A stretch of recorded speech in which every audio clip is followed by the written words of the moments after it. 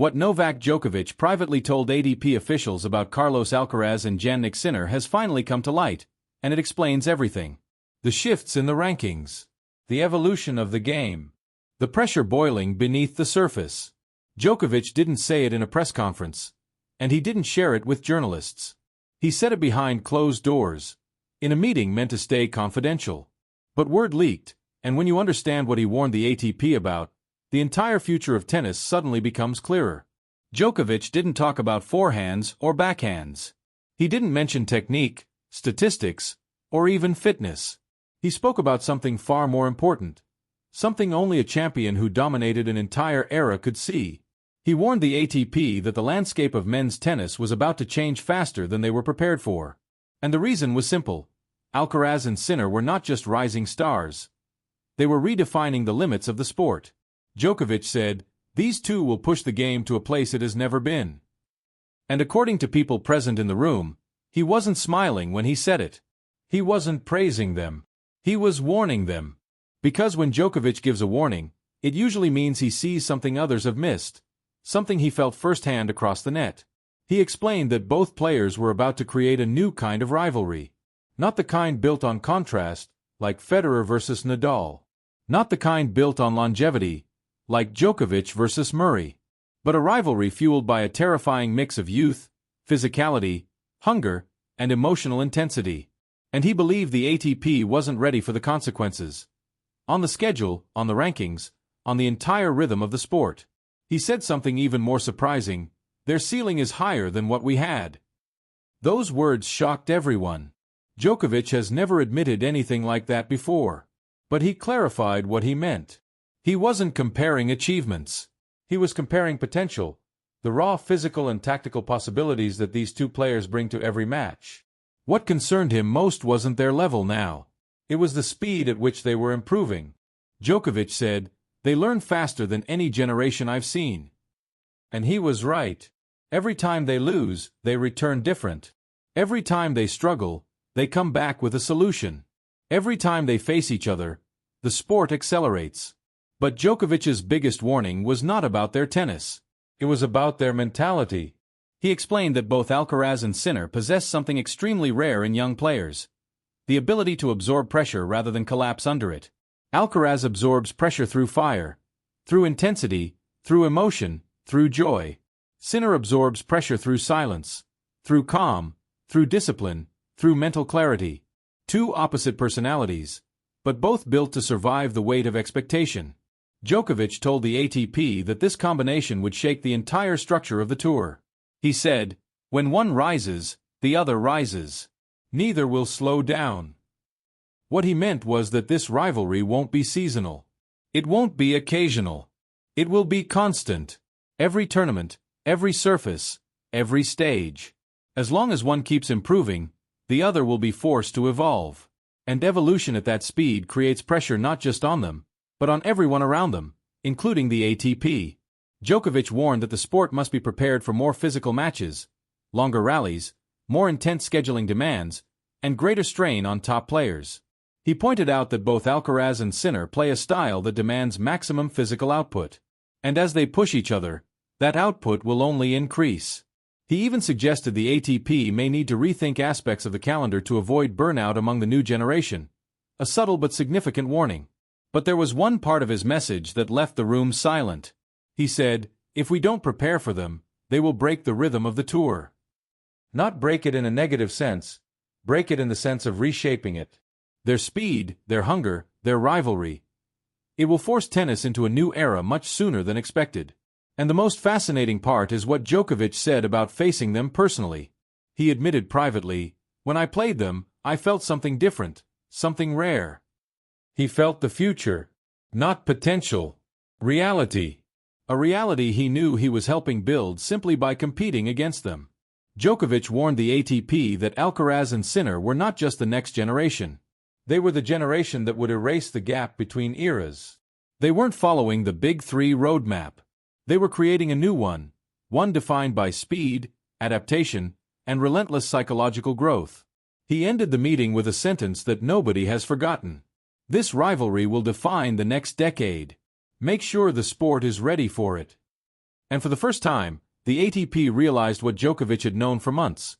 The world of men's tennis is no longer shifting, it is accelerating. Fast. Too fast for traditional expectations, but perfectly aligned with what Alcaraz and Sinner were born to create.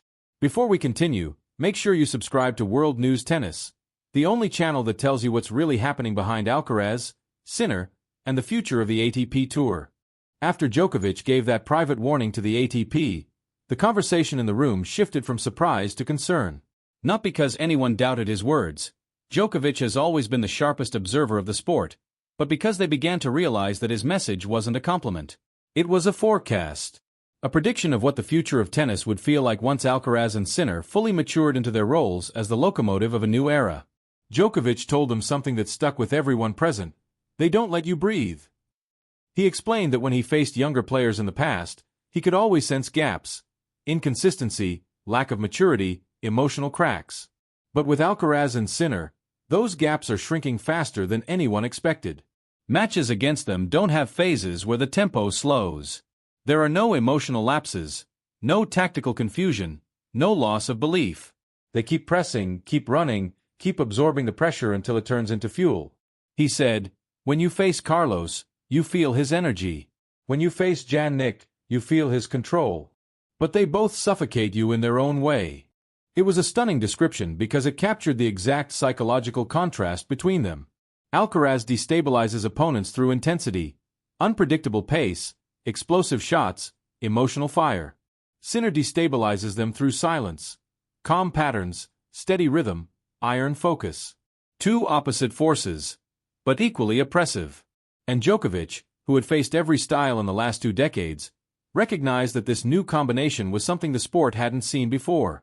He pointed out that the ATP wasn't just dealing with 2 rising champions. They were dealing with 2 contrasting ecosystems, 2 philosophies, 2 psychological models. And when they collide, they don't just produce great tennis, they raise the entire sport's threshold for physical and mental performance. He said, this rivalry is accelerating evolution. They force each other to grow at a speed the sport is not used to. The ATP officials listened carefully, because Djokovic wasn't speaking like a competitor.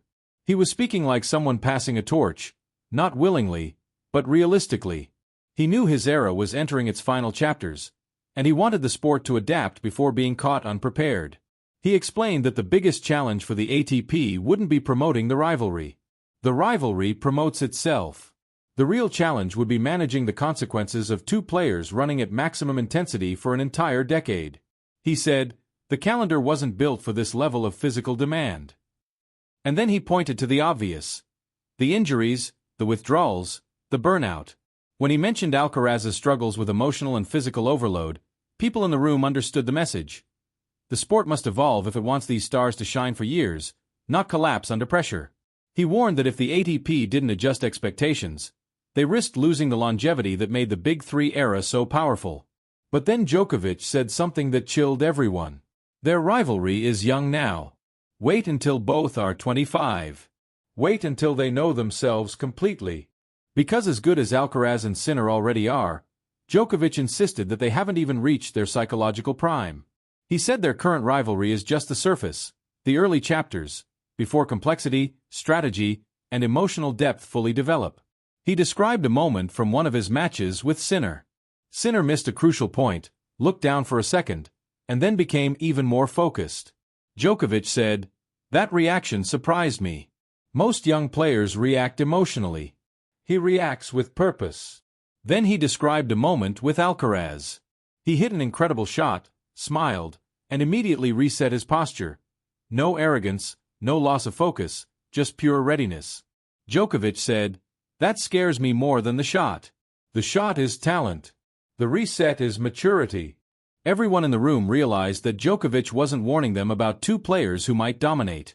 He was warning them about an era that might overwhelm the structure of the sport if they weren't prepared. He predicted that Alcaraz and Sinner would create a decade defined by 5-set battles, late-night classics, physical marathons, and emotional wars. And the ATP, he insisted, needed to prepare recovery schedules, protect top players, and rethink the grind of the season. Then Djokovic made a comparison that caught everyone's attention. We pushed each other, Roger, Rafa, and I. But we also shared the pressure. These two. They will multiply it. Because unlike the big three, who arrived in waves, Alcaraz and Sinner are rising together at the same time, same age, same decade, same hunger. And Djokovic believes the intensity of their parallel rise will be even more demanding than what he experienced. Before leaving the meeting, Djokovic added one final warning. They're not the future. They're the acceleration. If tennis moves slowly, it will fall behind them. And as he walked out of the room, everyone understood that the era of waiting for the future was over. The future was already here, wearing a smile named Alcaraz and a stillness named Sinner. In the weeks following Djokovic's private warning, the ripple effect across the tennis world became impossible to ignore. Coaches whispered about it. Analysts referenced it without naming sources. Former players hinted that they knew what Djokovic meant. And slowly, a picture began to form. A picture showing that Djokovic hadn't simply spoken about Alcaraz and Sinner. He had exposed the hidden truth about how the next era will operate. Behind the scenes, several ATP officials began reviewing the data Djokovic had indirectly pointed them toward. They saw the numbers, rally lengths increasing, sprint distances rising, heart rate peaks lasting longer, recovery windows shrinking. And in almost every metric, two names dominated the charts: Alcaraz and Sinner. Not because they played more than anyone else, but because they played harder than anyone else. Their matches weren't just competitions. They were physical events. Events that pushed the body to its limit and tested the mind's ability to stay stable under stress. And this is exactly what Djokovic had warned them about. He said, "These two don't just raise the level, they raise the demands." But there was one part of his warning that struck deeper than all the rest. Djokovic told the ATP that their rivalry would force players to adapt or disappear. He said it without hesitation. Anyone who wants to compete with them will need to reinvent themselves. Otherwise, they will be left behind. This wasn't arrogance. It was experience. Djokovic had lived through eras where players refused to evolve and vanished from the rankings. But this time, the evolution wouldn't be about technique. It would be about mental tolerance. The ability to survive longer rallies, tighter matches, and emotional intensity unlike anything the sport had seen before. To illustrate his point, Djokovic shared something personal, a moment from his match against Alcaraz at Wimbledon. He said that during a long rally, he realized Carlos wasn't breathing the way most young players do. He wasn't rushing, he wasn't panicking, he wasn't forcing himself through the rally. He was enjoying it. Djokovic said, he wasn't stressed. He was happy. You don't see that in young players. Then he spoke about Sinner. He recalled the calmness on Sinner's face during big points. Not confidence, not neutrality, but stillness. A stillness so complete that Djokovic said he felt like he was playing someone who had already lived the moment 100 times before. He told the ATP, Jannik absorbs pressure like a veteran. That is dangerous. And when you put those two traits together, Alcaraz's joy under pressure and Sinner's clarity under pressure, you get something Djokovic had never faced in his entire career. He said it bluntly, they force you to feel things you don't want to feel. What he meant was that both players make opponents uncomfortable in different ways. Carlos drags you into emotional chaos, the unpredictable rhythm, the sudden acceleration, the creativity that breaks your expectations. Sinner drags you into emotional silence, the calm rhythm, the precision, the lack of fear, the sense that he might never give you the mistake you're waiting for. Two extremes. Two psychological storms. And Djokovic felt both. ATP officials asked him what he believed the solution was. How should the sport prepare? Djokovic didn't talk about rankings or penalties or rules. He talked about protection. He argued that the sport would need to protect its emerging stars from burning out under the intensity of this rivalry. He explained that Alcaraz and Sinner were not the problem. The problem was the calendar's inability to support players who give everything every match. He said, if you want them to play for 10 years, you need to help them survive the calendar, not fight it. Those words resonated deeply, because Alcaraz had already spoken publicly about exhaustion. Sinner had hinted at the emotional heaviness of constant competition. And both had shown signs of physical strain throughout the previous season. Djokovic had connected the dots before anyone else. Meanwhile, outside of boardrooms, the tennis world was changing in real time. Fans began comparing Alcaraz, Sinner matches to early Federer-Nadal clashes, except with more intensity. Experts started predicting that future Grand Slams could be defined by which of the two adapted faster to surface changes. Commentators noticed that both players were evolving psychologically, developing new emotional layers that made them harder to read. And Djokovic watched all of this from a distance, fully aware that he had seen the truth before anyone else. What fascinated him most wasn't their talent. He's seen talent his entire career. What fascinated him was their hunger, not just to win, but to grow. He knew that hunger well. It was the same hunger that had driven him to chase Federer and Nadal until he surpassed them. But even in his most driven years, he never saw two players accelerating at the same speed, in the same direction, at the same time. He warned the ATP that this would create a new kind of arms race, not for trophies, but for evolution. He said, "You won't see them stay at the same level 2 years in a row. They will keep building, and they will force everyone else to build." As he left the meeting that day, Djokovic made one final remark, a remark that wasn't recorded, but everyone remembered. He said, "If they keep going like this, the next era won't be defined by who is the best. It will be defined by who can survive them." As Djokovic's warning continued to circulate privately within ATP circles, something even more important began to happen. Players started to feel it. Not because they heard what Djokovic said, but because every time they stepped onto the court against Alcaraz or Sinner, they experienced the truth firsthand. The intensity, the precision, the speed, the pressure that didn't fade after a few games but stayed, point after point, set after set. It was the kind of pressure that forced you to confront yourself, not your tennis but your limits. Several players privately admitted that facing these two felt different from anything they had known before. Against Alcaraz, they felt chased. The pace, the improvisation, the emotional electricity, it demanded constant attention. 1 second of hesitation and the point was gone. 1 moment of doubt and the match shifted.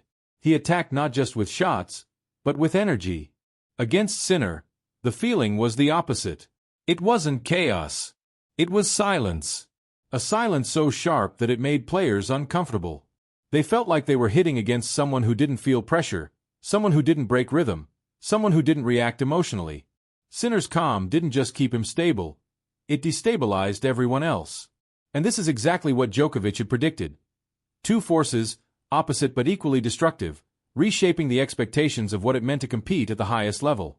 Djokovic understood something that few others had the experience to see. Rivalries don't just create storylines, they create evolution. Federer made Nadal better. Nadal made Djokovic better. Djokovic made Murray better. But those evolutions happened in arcs. Years between peaks. Time to breathe. Time to adapt. With Alcaraz and Sinner, there is no breathing room. Their rise is simultaneous, their hunger is synchronized, and their improvements happen month by month, not year by year. Djokovic told the ATP, they accelerate each other. And when two players accelerate at the same time, the sport has to catch up. The challenge wasn't whether Alcaraz or Sinner would dominate. The challenge was whether the tennis world could evolve fast enough to support them. Because both play a game that pushes the body to its limit. Both demand emotional resilience at every moment. Both commit mentally in a way that drains even seasoned professionals. This meant the ATP calendar, already intense, could become unsustainable if the sport didn't adjust. Djokovic's warning was not about fairness. It was about longevity. If the calendar demanded maximum intensity all year long, and Alcaraz and Sinner delivered maximum intensity all year long, something would eventually break. Djokovic's own career had taught him this. He had learned how to pace himself, how to peak at the right times, how to reduce emotional strain. But Alcaraz and Sinner were still young, still eager, still willing to play every match like a final. And while that made the rivalry extraordinary, it also made it dangerous. Djokovic worried that injuries, burnout, and emotional exhaustion could shorten their primes if the sport didn't adapt. He said privately, the worst thing that could happen is losing them too soon. But outside the boardrooms, something else was happening, something Djokovic predicted but did not fear, the birth of a rivalry that fans would never forget. When Alcaraz and Sinner faced each other, the sport didn't feel normal. It felt elevated. Every rally felt like a message. Every winner felt like a declaration. Every shift in momentum felt like the beginning of a new chapter. Fans sensed it immediately. Commentators sensed it. Even players on tour watched with the kind of attention usually reserved for Grand Slam finals. Djokovic knew that this rivalry, if protected, would define the next decade in a way that even the Big Three couldn't replicate. Not because it would be bigger, but because it would be faster, more physical, more psychological, more demanding. And he knew that the sport needed to evolve alongside it. He said, "Don't try to slow them down. Prepare the sport to keep up." It became clear that Djokovic wasn't threatened by them. He was impressed by them, inspired by them. He saw in Alcaraz the fire of youth. He saw in Sinner the clarity of maturity. And he understood that together, they would push tennis into its next form. One that rewards courage. One that demands intelligence. One that tests emotional stability as much as physical power. And Djokovic, more than anyone, knew how rare that combination was. As he stepped away from the meeting that day, those who heard him realized they weren't just listening to a champion speaking about the future. They were listening to someone who had carried the past, shaping the present, warning the future, all in one voice. And the truth was simple. Tennis wasn't entering a new era. Tennis was entering an accelerated era. An era named Alcaraz and Sinner. If you love this rivalry as much as we do, hit subscribe right now to World News Tennis. Don't miss the truth, the analysis, and the future of Alcaraz versus Sinner, the greatest rivalry of this generation.